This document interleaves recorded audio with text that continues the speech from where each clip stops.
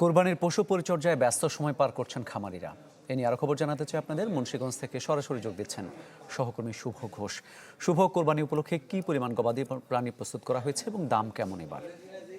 ঈদ আসবে, সাথে ক্যাশব্যাকও আসবে। নিজের বা প্রিয়জনের জন্য কেনাকাটায় এবারও নগদ পেমেন্টে পাচ্ছেন দারুণ ক্যাশব্যাক। তাই যাই কিনুন, পেমেন্ট করুন নগদে।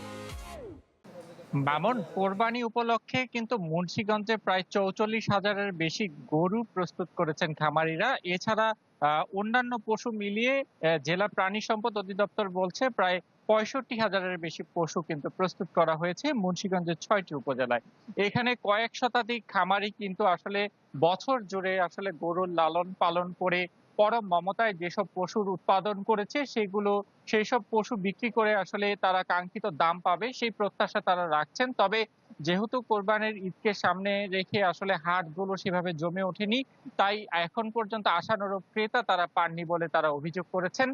তারা বলছেন যে আসলে এই বছর গোখাদ্যের দাম বৃদ্ধি পাওয়া এবং শ্রমিকের মজুরি বেড়ে যাওয়ার কারণে সেটির একটি প্রভাব পড়েছে গরুর দামের উপরে, এবং গরু পরিচর্যা কিংবা লালন পালনে আসলে তাদের যে ব্যয় সেটি বেড়ে যাওয়ায় সেটির একটি প্রভাব পড়েছে আসলে দামের উপরে। তবে ক্রেতাদের একটি অভিযোগ হচ্ছে যে গত বছর যে আকারের গরু তারা ১.৫ থেকে ২.৫ লক্ষ কিংবা ২ লক্ষ টাকায় কিনতে পেরেছে, এই বছর খামারিরা সেই গরুটির ২.৫ লাখ থেকে ৩ লক্ষ টাকা দাম চাচ্ছে। তবে এই বছর যারা গরু লালন পালন করেছে এমন একজনের সাথে আমরা একটু কথা বলবো।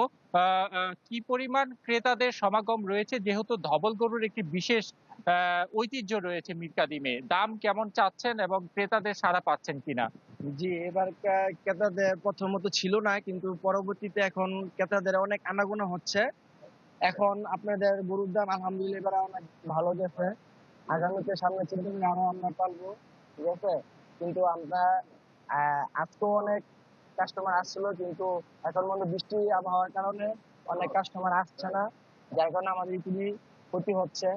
এখন আমাদের আবহাওয়া যদি ঠিক হয়, বুঝতে পেরেছি। মামুন, আপনি শুনছিলেন যে আসলে দাম চাহিদা অনুযায়ী আসলে দাম নির্ধারণ করা হলেও দামটি কিন্তু তারা ভালো পাচ্ছেন, এবং বৈরী আবহাওয়ার মধ্যেও কিন্তু অনেকে খামারগুলোতে ভিড় করছেন, এবং প্রায় ২০০ বছরের প্রাচীন যেসব সাদা গরু রয়েছে মিরকাদিমের ধবল গরু, এইসব গরুর পাশাপাশি কিন্তু এবার বিভিন্ন জাতের লাল যে ষাঁড় গরু রয়েছে সেসব ষাঁড় গরু কিন্তু লালন পালন করেছেন খামারিরা, এবং এইসব গরু কিন্তু আসলে শুভ, ধন্যবাদ আপনাকে